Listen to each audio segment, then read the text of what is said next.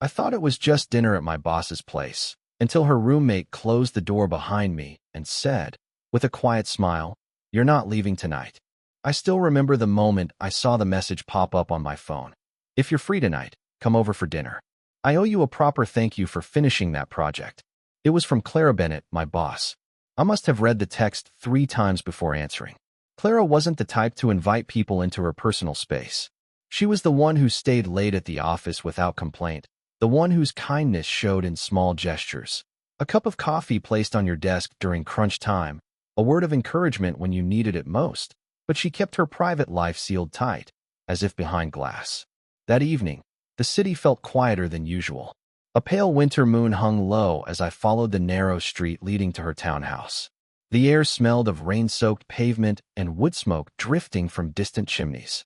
A single porch light glowed against the soft drizzle, outlining the neat brick steps and the dark green door. My heart thudded harder than I expected. I told myself it was just dinner, but it felt like crossing an invisible line, stepping out of the office dynamic and into her world. When the door opened, Clara was nothing like the sharp, polished figure I was used to seeing at work.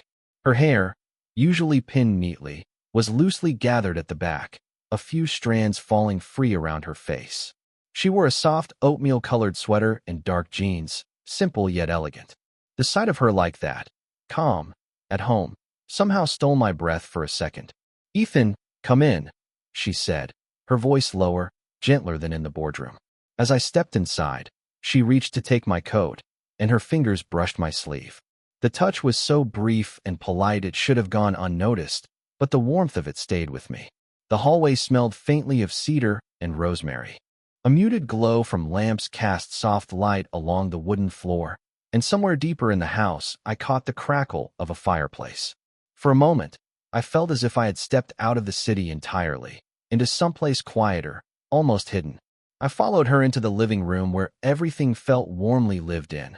Books stacked on a coffee table, a half-finished puzzle in one corner.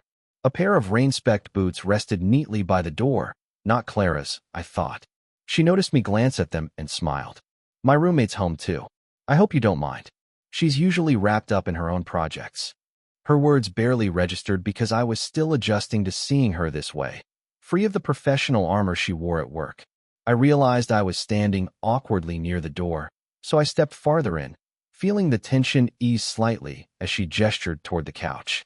The scene was so ordinary, just 2 colleagues about to share dinner, but there was an unspoken intimacy in the air, born from crossing that line between the professional and the personal. It wasn't anything romantic, not yet. It was more like the sense that a curtain had been drawn back, revealing the first glimpse of a story I hadn't known I was part of. Clara led me through the narrow hallway, the floor creaking softly beneath our steps. As we entered the living room, the first thing I noticed wasn't the space itself, but the glow, an amber light flickering from the fireplace. The rest of the room stayed in gentle shadow, so the firelight became the heart of it, moving across the walls like it was breathing life into the space. In that glow sat Lena. She was perched sideways in an armchair near the hearth, one leg folded beneath her. A large sketchbook rested across her lap, and a charcoal pencil hovered above the page as if she'd been mid-thought before we arrived. She didn't look up right away. I could hear the scratch of pencil against paper, a steady sound that matched the soft crackle of the fire. When she finally did glance up, her gaze landed on me with a mix of curiosity and something I couldn't name, like she was studying me, but not in a judgmental way. Her eyes were warm brown, and there was a spark of humor hiding at the edges, ready to show itself at the slightest excuse. "Ah," she said, setting the pencil across the sketchbook. "So this is the famous Ethan who's been keeping Clara at the office late all week."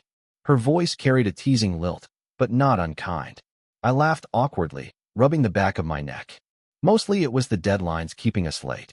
She rose from the chair in one fluid motion, her movements unhurried, graceful in a way that felt unpracticed, like she didn't have to think about it.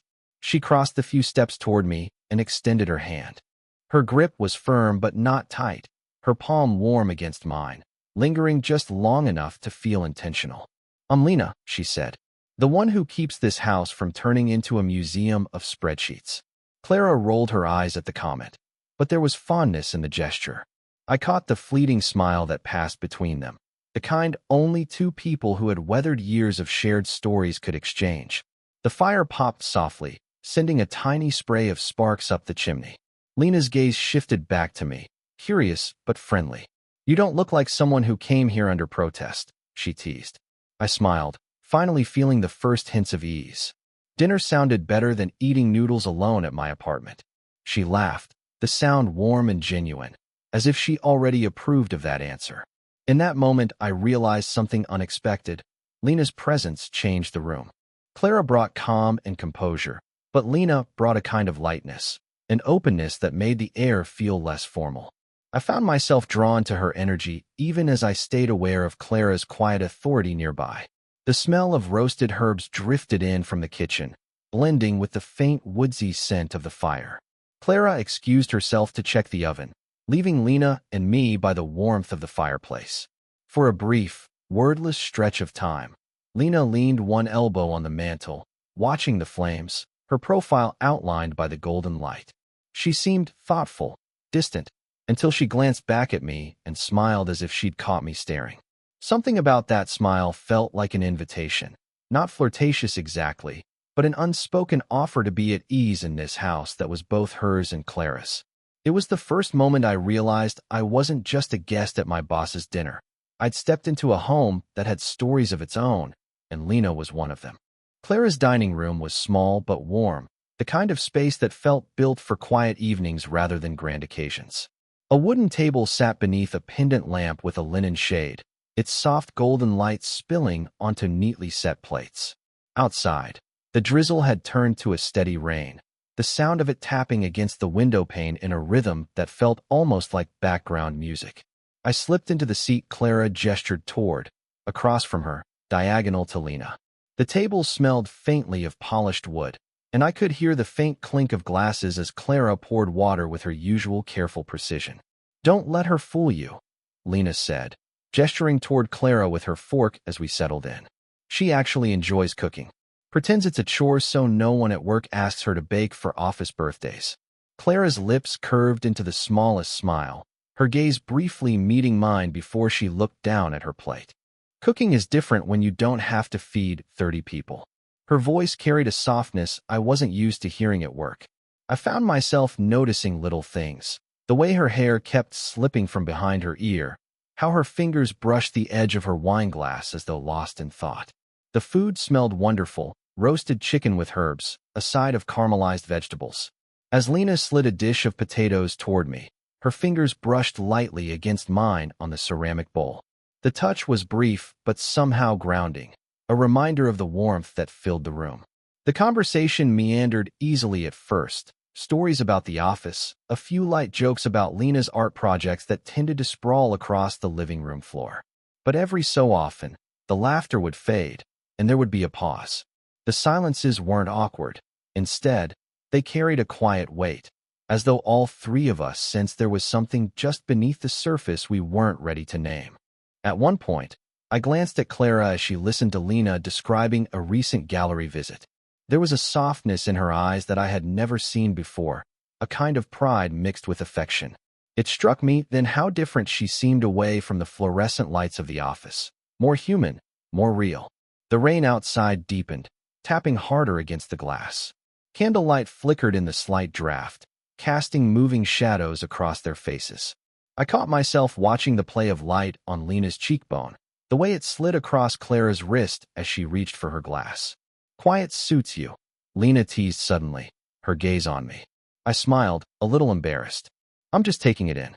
Not every day you get invited to dinner at your boss's house." Clara shook her head with a faint laugh, her eyes meeting mine across the table, steady, unreadable, but not cold. For a fleeting second, the world outside the rain-streaked windows felt far away, as though the three of us existed in a small, glowing pocket of time. I didn't realize it then, but that dinner, its warmth, its silences, the tiny moments when fingers brushed or eyes met, was the beginning of something that would linger long after the plates were cleared. By the time we finished dinner, the rain had turned from a gentle patter to a relentless downpour. The wind howled through the narrow street outside, rattling the branches against the windows. The world beyond the glass looked blurred, as if someone had drawn a gray watercolor wash over the night. Clara gathered the plates with quiet efficiency while Lena disappeared into the kitchen with the leftover breadbasket. I offered to help, but Clara shook her head. "You're the guest," she said with a half-smile that felt more like a small kindness than a rule. I drifted toward the living room, drawn again to the crackle of the fireplace. The air smelled faintly of rain-damp wood and rosemary lingering from dinner. A woven throw blanket lay folded neatly on the couch's armrest. I hadn't realized how chilled I felt until I noticed the goosebumps on my forearm. Lena returned first, carrying 3 steaming mugs of tea. "Storm's supposed to last through the night," she said, settling into her chair by the fire. "Good excuse to stay in and do absolutely nothing." When Clara rejoined us, she moved with the same unhurried grace as before, curling one leg beneath her as she sat at the far end of the couch. I sat in the middle cushion, trying not to feel as though I'd been placed between 2 forces I couldn't quite define. Clara's steady quiet on one side, Lena's easy warmth on the other. The 3 of us sat listening to the rain for a while. The only sounds were the occasional hiss of the fire and the faint whistle of wind sneaking through the old window frames. The silence wasn't empty. It felt charged, like the air just before a summer thunderclap. At one point, a strong gust rattled the window panes. Lena leaned forward with a playful smirk. "You look like you're freezing," she said, and before I could protest, she reached for the throw blanket and draped it over my shoulders. Her fingers brushed my arm as she adjusted the edge near my collarbone, lingering just a second too long to feel like an accident. The warmth of the fabric was immediate, but it was the gentleness of that small gesture that stayed with me, sparking a restless flutter beneath the calm exterior I was trying to keep. Clara noticed, but said nothing. She simply sipped her tea, her eyes fixed on the rain-streaked glass. There was something in her stillness that made me wonder what she was thinking, whether she was lost in memories or simply letting the quiet settle in. I found myself aware of every small detail. The way Lena's hair slipped forward as she leaned closer to the fire, the soft rustle of Clara's sweater sleeve when she shifted her teacup, the distant hum of the storm pressing against the house. It was an ordinary scene, 3 people sharing tea by a fire on a rainy night, but it carried a weight that made the air feel different, as if unspoken thoughts hovered just above the reach of words. Some part of me knew, even then, that the storm outside wasn't the only reason my pulse was quickening. The rain didn't let up. If anything, it became steadier, a soft percussion against the windows that turned the house into its own quiet world. The clock above the mantel ticked past midnight, but no one seemed in a hurry to mention the time. The fire had burned low, glowing like embers in a lantern. The room's corners were shadowed now, and the only light came from the fireplace and the small lamp on the side table. It made the space feel more intimate, as though we were sharing something meant to be kept just between us. Lena leaned back in her chair with her hands wrapped around her mug of tea, elbows resting on her knees. "You know," she began, her voice softer now, the teasing edge gone. "This house wasn't supposed to feel this peaceful. We bought it after things fell apart." Her eyes flicked toward Clara for a brief moment, then back to the fire. I shifted slightly on the couch, sensing the weight of what she was about to say. Lena went on, speaking almost as if to herself. "I was supposed to be married. We thought we were buying a place to start over, but that didn't work out. The house became just mine, and later, Clara needed a place, too." I glanced at Clara, surprised at the revelation.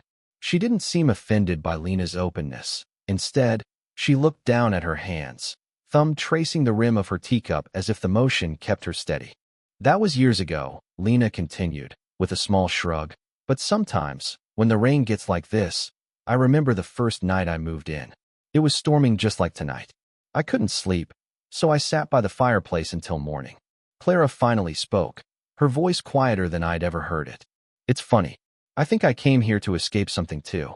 Work gave me a reason to keep going, but I didn't trust myself to open up again to anyone." There was no dramatic pause, no heavy music, just her words, laid bare like pieces of a puzzle I hadn't expected to see. I realized I was holding my breath. "I wouldn't have guessed," I said gently.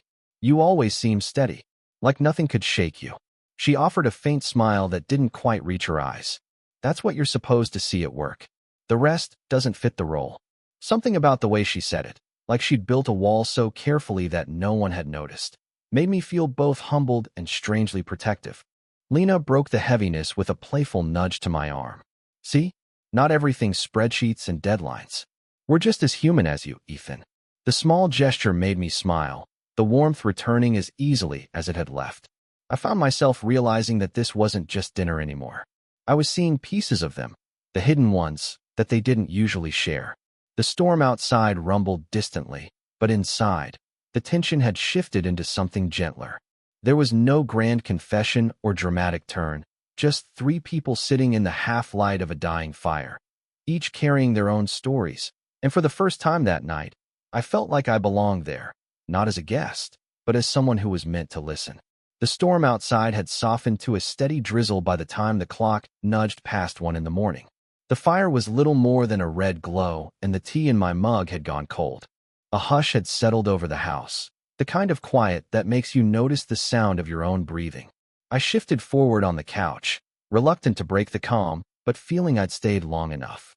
I should probably head out before it gets too late, I said, my voice low, as if speaking any louder might disturb the peace that had settled between us. Clara looked up from her half-empty cup. Her expression was composed, but her eyes lingered on me for a heartbeat longer than expected, as though she was considering something unspoken. She nodded gently. If you're sure it's safe to drive. The roads can be tricky this late after rain. I stood, slipping my arms into my jacket, but before I could reach for my shoes, Lena stepped in front of the door with a look that was half teasing, half serious. Not so fast, she said, leaning her shoulder lightly against the doorframe. Have you even looked outside? That drizzle's turning to mist. The streets will be slick as glass. Why don't you wait until morning? I laughed softly, trying to wave it off. I'll be fine.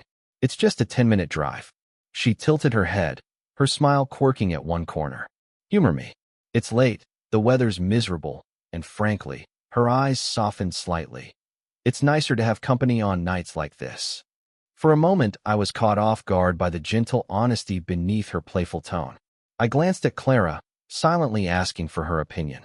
She met my eyes, and though her face remained neutral, there was no resistance there, only a quiet acceptance. The couch is comfortable enough, she said softly. It's your choice, but you're welcome to stay. Something in her voice, the calm sincerity of it, made the decision harder than I expected. I hesitated, fingers brushing the zipper of my jacket as I weighed pride against common sense. Lena stepped closer, not intrusively, just enough to reach out and brush a raindrop from my sleeve where it had clung from earlier. The gesture was so small it might have gone unnoticed, but her hand lingered for the briefest second. Stay, she said, this time without teasing. I felt the tension in my shoulders ease, the resistance giving way to something quieter, gratitude, maybe. I set my jacket back on the arm of the couch. All right, I murmured, you win. Lena grinned and disappeared into the hallway to grab an extra blanket, while Clara began tidying the teacups with her usual quiet efficiency. When Lena returned, she tossed the folded blanket onto the couch. Told you, she said lightly. You're safer here than out on those roads. I stretched out on the couch, the soft fabric cool beneath my cheek, and listened as their footsteps retreated to their rooms. The house grew still again, except for the soft rhythm of rain against the windows. As I lay there staring at the ceiling, I realized that it wasn't the storm keeping me awake.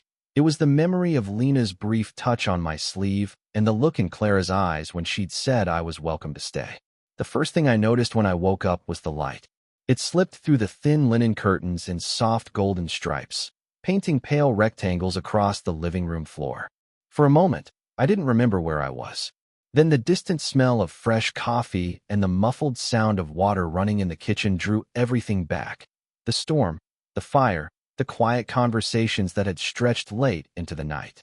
I sat up slowly on the couch, pulling the borrowed blanket around my shoulders. The house felt different in the morning, less mysterious, more familiar. The rain had stopped sometime before dawn, and now the air carried the faint scent of damp earth and wet wood. The world outside the window looked washed clean, leaves glistening beneath the weak autumn sun. There were soft footsteps on the hardwood floor, and Clara appeared in the doorway carrying 2 mugs of coffee. She wore a loose cardigan over her t-shirt, her hair still a little tousled from sleep. I'd only ever seen her composed and polished at work, so there was something disarmingly human about her standing there barefoot, holding out a steaming cup. "Morning," she said quietly, as if the hush of the house was something she didn't want to disturb. I accepted the mug, feeling the warmth seep into my chilled fingers. "Morning," I replied. "Thanks for the coffee, and for letting me crash here." Her eyes softened a little as she gave a small nod. It was the right choice. Driving in that rain wouldn't have been worth the risk. For a moment, neither of us spoke. The silence wasn't awkward. It was the kind of quiet that feels earned after a long night of shared words. Lena's voice drifted in from the other side of the room. "You two are up early for people who went to bed past 1. She appeared from the hallway, hair swept into a messy knot, sketchbook already tucked under one arm. Her tone was playful, but her smile was easy and warm. She settled into her usual chair near the window, opening the sketchbook on her lap. The pencil moved across the page in quick strokes, capturing something unseen as we sipped our coffee. Every so often, she glanced up at us with a faint smile, less teasing now, almost approving. I watched Clara stir her coffee absent-mindedly, her gaze fixed on the view outside the window where drops of rain clung to the branches like tiny beads of glass. There was a kind of peace in her posture I hadn't seen before, shoulders relaxed, jaw unclenched. Last night felt. I hesitated, searching for the right word. Unexpected. In a good way. Clara's lips curved into a subtle smile. "That's how the best evenings usually happen," she said. There was no need to say more. The warmth of the coffee, the filtered sunlight, the quiet scratch of Lena's pencil against paper, all of it filled the space between us better than words could. As I gathered my things to leave later that morning, Clara walked me to the door. When she handed me my jacket, her fingers brushed mine, barely more than a touch, but enough to feel deliberate. "Drive safe," she said simply. I nodded, meeting her eyes for a moment that felt longer than it was. Then Lena called from behind us, her voice light. "Don't be a stranger. Stormy nights aren't the only time we make extra coffee." Stepping out into the crisp morning air, I felt a strange sense of calm. It wasn't the dramatic ending of a story, just a quiet assurance that something had begun, something not rushed or defined yet, but real in the way shared warmth often is. If you enjoyed this quiet, slow-burn story, let me know in the comments what moment stayed with you the most. Don't forget to like, subscribe, and share so more listeners can find these late-night stories. I'll see you in the next chapter of heartwarming age gap romances.